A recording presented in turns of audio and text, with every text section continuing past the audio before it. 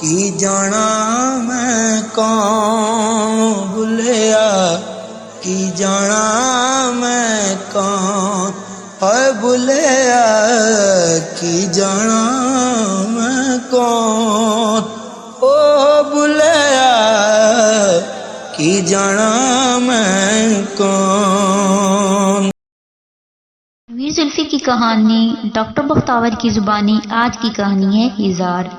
میں اپنی ماں اور بہن کے ساتھ کچے مکانوں والے اپنے مٹیالے گاؤں کی بڑی سڑک کو جانے والے ریتلے رستے پر بیٹھا ریت کو الٹ پلٹ کر سکیں ڈھونڈ ڈھونڈ کر اپنی جیبوں میں بھر رہا تھا۔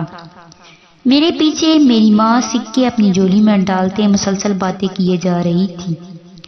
اس سے پیچھے میری بہن خاموش تھی، بس کبھی کبھی سر اٹھا کر ہمیں دیکھ لیتی۔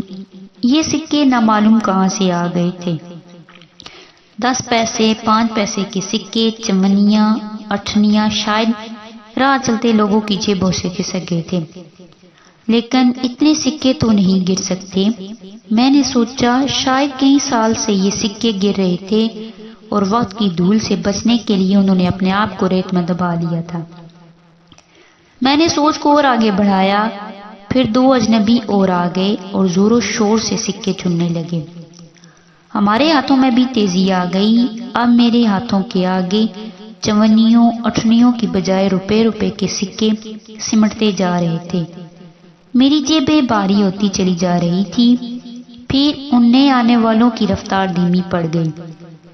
شاید انہیں کہیں جانے کی جلدی تھی۔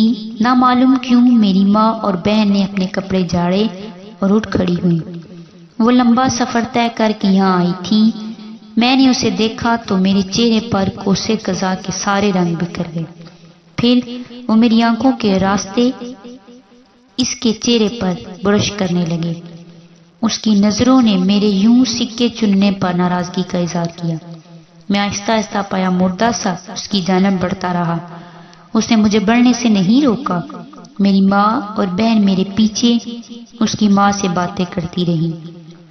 پھر جیبیں خود بخود خالی ہوتی چلی گئیں۔ سارے سکے نامعلوم کہاں چلے گئے تھے، لیکن میرے پاس ان کے لیے سوچنے کا وقت نہیں تھا۔ میں نے سوچا وہ بہت تھک گئی ہوگی۔ میں نے اسے اپنی پیٹھ پر اٹھا لیا اور اپنے گھر کی جانب چل پڑا۔ وہ میری گردن کے گرد اپنی باہیں لپٹائے میری کمر سے خاموشی سے چمٹی رہی۔ میں نے محسوس کیا کہ اب اس کے چہرے پر ناگواری کی بجائے اطمینان جھلک رہا تھا۔ شاید وہ بھی سوچ رہی تھی۔ میں اسے اٹھائے گھر کی جانب چلتا رہا۔ میری ماں اور بہن ان سکوں کے ساتھ جو انہوں نے راستے سے چنے تھے اب بھی بہت پیچھے تھی۔ اس کی ماں شاید اپنے گھر واپس چلی گئی تھی۔